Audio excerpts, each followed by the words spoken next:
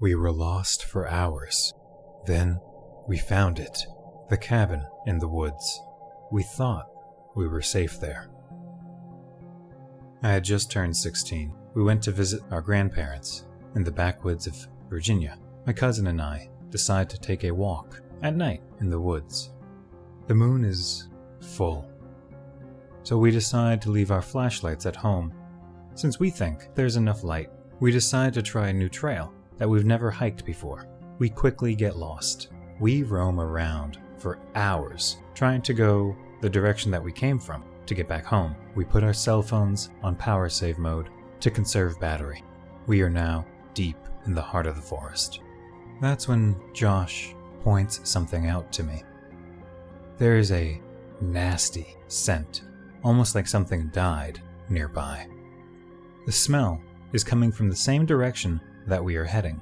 We decide to still go there, since we're convinced it's the general direction of our small village. We arrive at a small, overgrown field with a clearly abandoned house. Broken door, smashed windows, roof caving in. Now, keep in mind, these are all pretty common in our area. We stop and try to get a signal to check our phones. No luck. We give up on trying to save battery and turn on our phone flashlights. We go towards the cabin, hoping to find a landline. Obviously, it would be disconnected, but we were desperate. The smell of dead animal is clearly coming from the house. We hear a faint squishing sound coming from the house. We never would have heard it if not for the fact that the entire forest was dead quiet. No crickets, no birds, not even a bat. We stop in the doorway. I whisper to my cousin that we should probably just leave. He tells me not to be a coward. And so, I rush in to prove that I am a big, strong man. The first room is totally ruined. Someone must have searched it for valuables a long time ago. The smell is pretty much unbearable. So we go around to the next room as quickly as possible to try and find the phone. My cousin Josh is right behind me, holding onto my shoulder. I shine my shitty little phone flashlight into the room. It takes us a few seconds to comprehend exactly what we are seeing.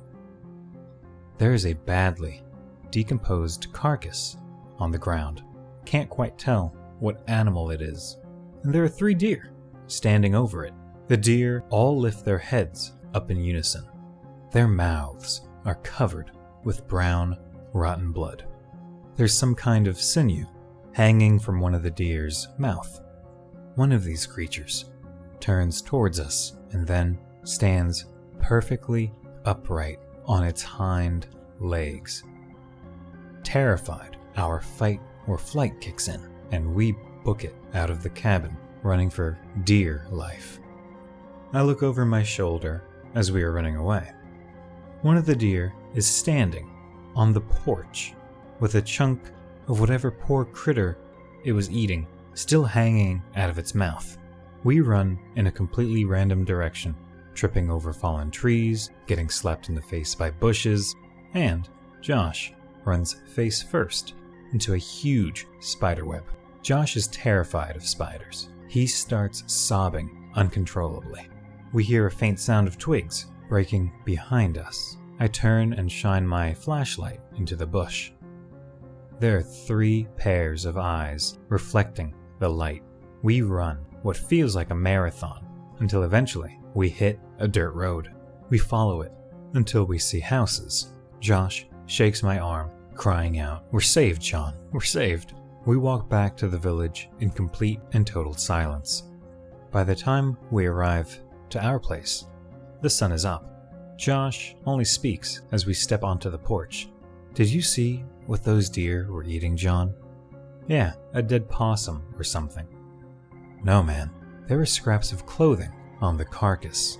As I looked at him, it clicked.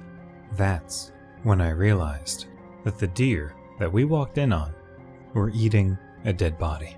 Let me know in the comments what you think those things were. If you've ever seen something that shouldn't exist, I want to hear it. Go ahead and subscribe if you want to hear more. Midnight Stories.